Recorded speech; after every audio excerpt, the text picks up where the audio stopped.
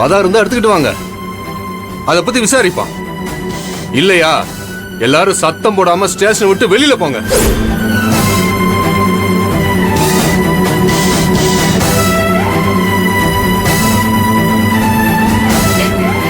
ஏய் ரோஹிணி, அழாத ரோஹிணி, சொன்னா கேளு, அழாத.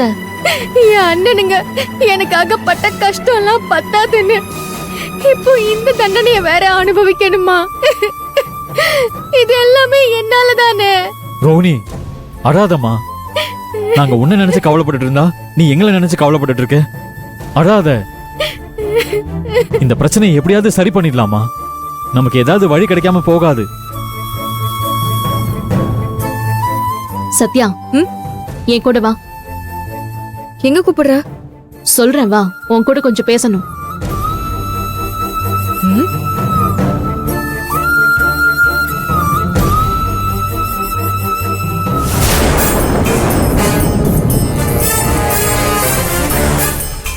என்ன ஆதிரே?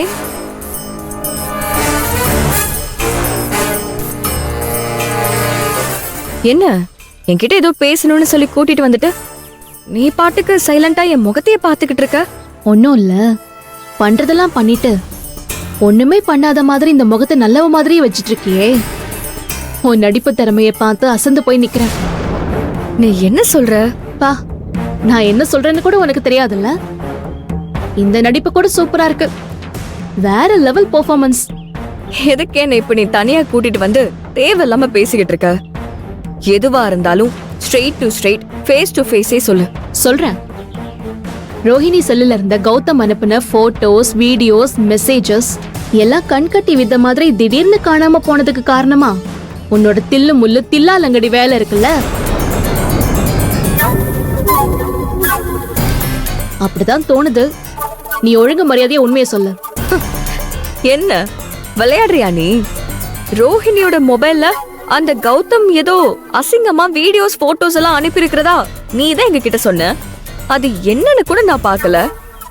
அப்படி இருக்கிறப்போ அது டெலீட் ஆனதுக்கும் எனக்கும் சும்மா முடிச்சு போட்டு பேசுற வேலையெல்லாம் வச்சுக்காத, சரியா? நான் ஒண்ணு சும்மா முடிச்செல்லாம் போடல. உனக்கும் ரோஹிணி மொபைல்ல இருந்த எவிடன்ஸ் டெலீட் ஆனதுக்கும் சம்பந்தம் இருக்கு. இல்லன்னு பொய் சொல்லி சமாளிக்காத சத்யா. உனக்கு ஏதோ மூளை குழம்பி போயிடுச்சா? நான் எதுக்காக அந்த வீடியோஸ் எல்லாம் டெலீட் பண்ணணும்? அதனால எனக்கு என்ன லாபம்? சொல்றேன். எவிடன்ஸ் டெலீட் ஆனதுனால இப்ப நாங்க தவிச்சு துடிச்சிட்டு இருக்கோம்ல, அது உனக்கு லாபம் தானே? என்ன உளறிட்டு இருக்க? ரோஹிணிக்காக நீ மட்டும்தான் தவிச்சுக்கிட்டும் துடிச்சுக்கிட்டும் இருக்கியா? உன்னை விட அதிகமா நானும் பதறி தவிச்சு துடிச்சுக்கிட்டு தான் இருக்கேன். இன்ஸ்பெக்டர் கிட்ட நீ மட்டும் பேசல, நானும் தான் பேசினேன். பேசுன, அது உன் மேல எந்த சந்தேகமும் வரக்கூடாதுங்கிறதுக்காக. என்ன சத்யா, கரெக்டா நான் சொல்றது? எவிடன்ஸை எங்கேயோ கோட்டை விட்டுட்டு இப்ப ஏன் மேல பழி போடுறியா? இந்த பிரச்சனையால பாதிக்கப்பட்டு லாக்அப்ல இருக்கிறது உன்னோட புருஷன் மட்டும் இல்ல, என்னோட புருஷனும். அதனால கௌதமுக்கு எதிரா இருக்கிற எவிடன்ஸ் எல்லாம் டெலீட் பண்ணா அதனால என் புருஷனும் தான் பாதிப்பாங்கறத பத்தி கொஞ்சம் கூட யோசிக்காமலையா நான் இதெல்லாம் பண்ணுவேன்? அந்த அளவுக்கு நீ என்ன முட்டாள்னு நினைக்கிறியா? அப்படின்னா ரோஹிணி செல்ல இருந்த எவிடன்ஸ்லாம் எப்படி டெலீட் ஆச்சு? யாரு டெலீட் பண்ணிருப்பா? ஏன் கிட்ட கேட்டா எனக்கு எப்படி தெரியும்?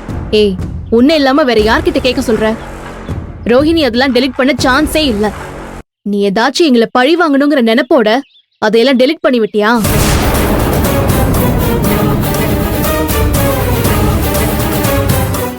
அப்படி ஏதாவது இருந்தா உண்மையை சொல்லிடு. இன்ஸ்பெக்டர் கிட்ட உண்மையை ஒத்துக்கோ. இத வச்சே எவிடன்ஸ் இருக்குங்கிற உண்மையை நிரூபிச்சு நான் கௌதம் மேல எப்படியாவது நடவடிக்கை எடுக்க வச்சிடுறேன். உனக்கு சுத்தமா தலைக்குள்ள இருக்கிற நட்டு போல்டெல்லாம் கழண்டுருச்சுன்னு நினைக்கிறேன். நான் எதையும் டெலிட்டே பண்ணல. ஒரு பேச்சுக்காக நீ சொல்ற மாதிரி நான் இன்ஸ்பெக்டர் கிட்ட போய் ஒத்துக்கிட்டேனா உன் பேச்சு கேட்டு நான் போய் சொல்றேன்னு அவர் சந்தேகப்பட மாட்டாரு? அப்புறம் நான் சொல்றத கேட்டு எப்படி ஆக்ஷன் எடுப்பாரு? அந்த கவலையெல்லாம் உனக்கு எதுக்கு? நான் பாத்துக்கிறேன். நீ உள்ள வந்து உண்மையை ஒத்துக்கோ. ஏய் இரு. ஏய் என்ன போற போக்குல நிஜமாவே என்ன குற்றவாளி ஆக்கிட்டு போயிட்டே இருக்க? இந்த போட்டு வாங்குற வேலையெல்லாம் என்கிட்ட வச்சுக்காத. நான் டெலீட் பண்ணல அவ்வளவுதான். ஒருவேளை ரோஹிணியே பயந்துகிட்டு டெலீட் பண்ணிருக்கலாம். இப்போ அவ அத சொல்லாம மறைக்கிறாளோ என்னமோ. எதுக்கும் நீ கொஞ்சம் அந்த ஆங்கிள் யோசிச்சு பாரு. சரியா?